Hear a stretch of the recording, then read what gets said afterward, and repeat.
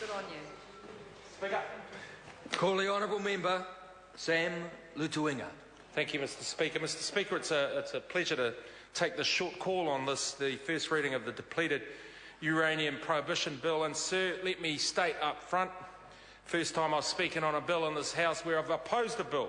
And I oppose this bill, sir, because it is wrong in its formation, and it is not based on scientific evidence, evidence-based approach, which this government undertakes. But what the bill does, sir, it seeks to ban the use of depleted uranium in munitions and armour until research proves that it does not have an adverse effect on health.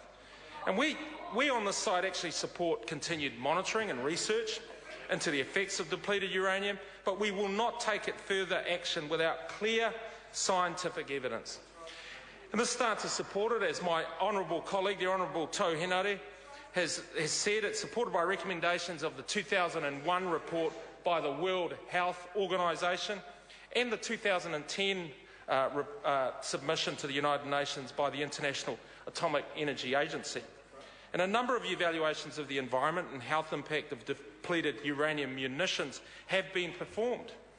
And they, together with the United Nations and several international appraisals, the IAEA and the WHO, they've come to the conclusion that the results of these assessments indicated that the existence of DU residues dispersed in the environment does not, and I repeat, sir, does not pose a radiological hazard to the population of the affected regions.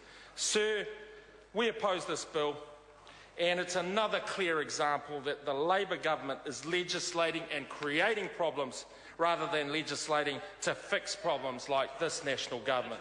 I oppose this bill.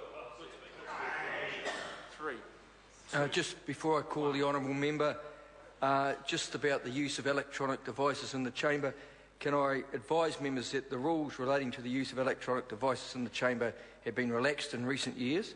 Their use is permitted, but not so as to disrupt the business of the House, and they must be switched to silent mode when in the chamber. So any member using electronic devices for notes from which to refresh their memories when speaking debate is fine. At these times they may be placed on the top surface of a member's desk. At all other times they should be placed on the drop-down work surface so that they in no way obstruct or interfere with the Speaker's view of the House or any of its members.